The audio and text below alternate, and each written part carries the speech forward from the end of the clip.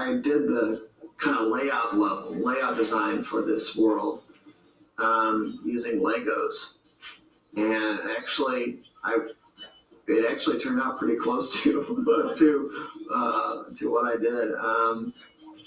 I knew it was going to be a rooftop, so having being kind of constrained by the general blockiness of Legos seemed like it was fine, and it helped me get the elevations worked out, and I found it easier than doing it on paper because of all the it's going to be done in 3D anyway, so throwing it together with Legos, you can get kind of pull up to your face and look at it from all these different angles and try and imagine what shots you're going to have in it. So I think it was the only level I did with Legos, but actually I think it helped a lot.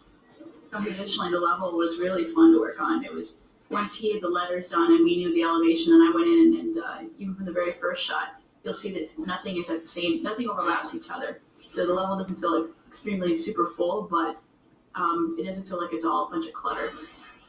And dealing with the NPCs, they were really fun. We had a lot of designs and thought about different ideas that would really relate to the idea of dogs playing poker.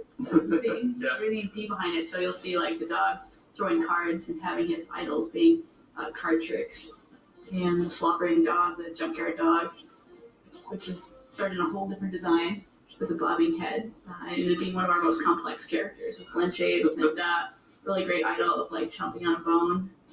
And then at the top, or actually the lower level, you see we call Dog with Stick, which is totally a play on beefy dogs sneaking around, and how the idea of this big, clumsy guy being able to walk so agile with a big stick. And then also the final one, which is you see up in the top level, which is we call him Polly Shackles, and that's a jailbird. And he originally was a woman with a purse, and we found it too offensive, so we had to redesign. We're like, what are we gonna do? We have to redesign with the same gameplay mechanics, and we came up with different ideas, like maybe be an Elvis impersonator with a microphone.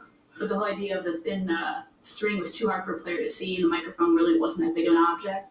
And then luckily Travis came up with the idea that it'd be great for it to be a jailbird, him throwing his ball and chain, and it ended up being a really strong element. It's with the big ball at the end and the thick chain, it's really fair for a player to jump it and also know when it's dangerous. So it ended up being a real win-win.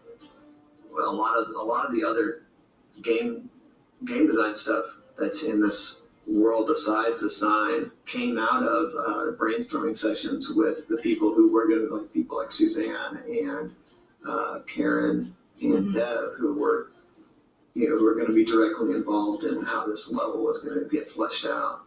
So like the cars with the clues on them that drop away when you come off of them, I think that was Dev's idea, and having the sign, like the big bone that crashes through the wall and everything like that. So it was one of our better, very collaborative efforts. Definitely.